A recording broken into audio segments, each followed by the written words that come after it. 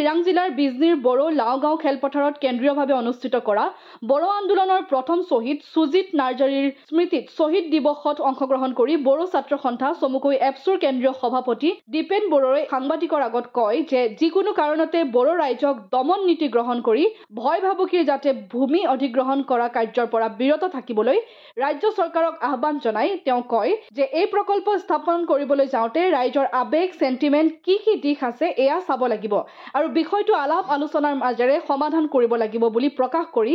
এপছু ৰাইজৰ লগত থাকি সমস্যা সমাধান কৰিব বুলি কয়।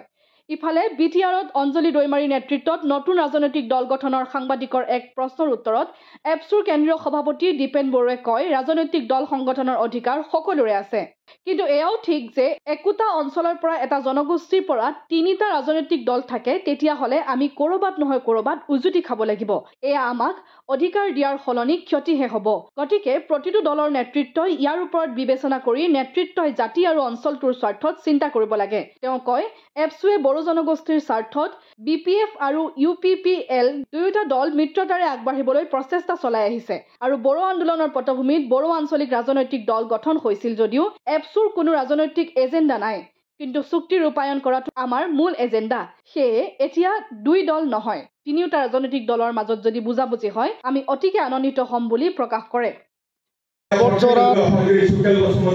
থাৰ্মেল পাৱাৰ প্লাণ্ট প্ৰজেক্ট সেইটো স্থাপন কৰাত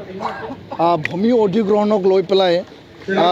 যোৱা কেইমাহ ধৰি যে এটা অস্থিৰ এটা পৰিৱেশ ইয়াত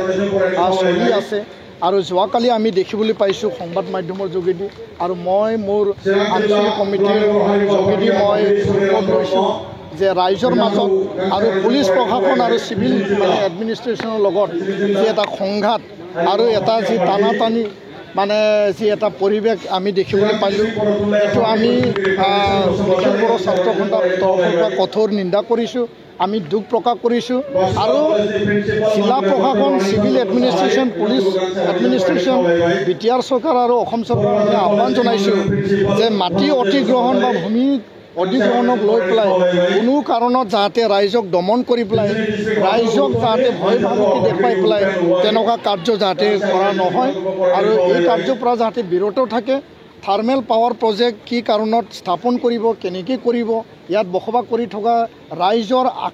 যি আশংকা তেওঁলোকৰ যি ভয় যে তেওঁলোকৰ গাঁও যাব নেকি, তেওঁলোকৰ খেতিপথাৰ যাব নেকি, তেওঁলোকৰ এই অঞ্চল যি সৰু তেওঁলোকে কালৰ পৰা যি দেখি আহিছে এই বনাঞ্চলখন ধ্বংস হ'ব নেকি, তেওঁলোকৰ মনত ভয় শংকা আশংকা আছে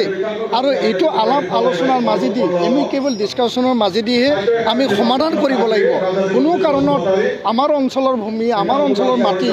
ৰাইজক ভয় ভাবুকি দেখুৱাই পেলাই যাতে এনেকুৱা পৰিৱেশ পৰিস্থিতি যাতে সৃষ্টি নহয়, ল এণ্ড অৰ্ডাৰ চিটুৱেশ্যন যাতে সৃষ্টি নহয়, ইয়াৰ কাৰণে অসম চৰকাৰ BTR কাউন্সিলে আলাপ আলোচনাৰ মাজেদি এই প্ৰজেক্টটো স্থাপন কৰিবলৈ যাওঁতে কি দিশ ৰাইজৰ সেন্টিমেন্ট আবেগ আছে সেইটো চাব লাগিব আৰু নিখিল বড়ো ছাত্ৰ সন্থা এই মেটাৰটো লৈ পেলাই আমি ৰাইজৰ লগত থাকি ইণ্টাৰভেনশ্যন কৰি পেলাই ইয়াৰ সমাধান ওলাবৰ কাৰণে আমি চেষ্টা কৰিম আৰু ইয়াৰ কাৰণে আমি আগভাগ ল'বলৈ আমি বিভিন্ন সময়ত আমি প্ৰচেষ্টা আমাৰ অব্যাহত ৰাখিছোঁ আৰু আগন্তুক দিনত এই যি প্ৰচেষ্টা আমি যোগেদি আমি কাম কৰি যাম মই স্পষ্ট কৰিলোঁ আৰু এই ঘটনাটোলৈ আমি দুখ প্ৰকাশ কৰিছোঁ আৰু চৰকাৰ আৰু প্ৰশাসনক আমি আহ্বান আৰু দাবী জনাইছোঁ কোনো কাৰণত যাতে দমন আৰু ভয় ভাবুকেৰে ৰাইজৰ ভূমি যাতে অধিগ্ৰহণ কৰা নহয় আৰু সেই কথাটো চৰকাৰে মনত ৰাখিব লাগে আৰু যিবিলাকে গৈছিল তেওঁলোকেও সেইটো চোৱাটো উচিত বুলি মই ক'ব বিচাৰোঁ আৰু মই সেইটো দাবী জনাইছোঁ। বঙাইগাঁৱৰ পৰা প্ৰফুল্ল কুমাৰ দাসৰ ৰিপৰ্ট, অসম আদিত্য।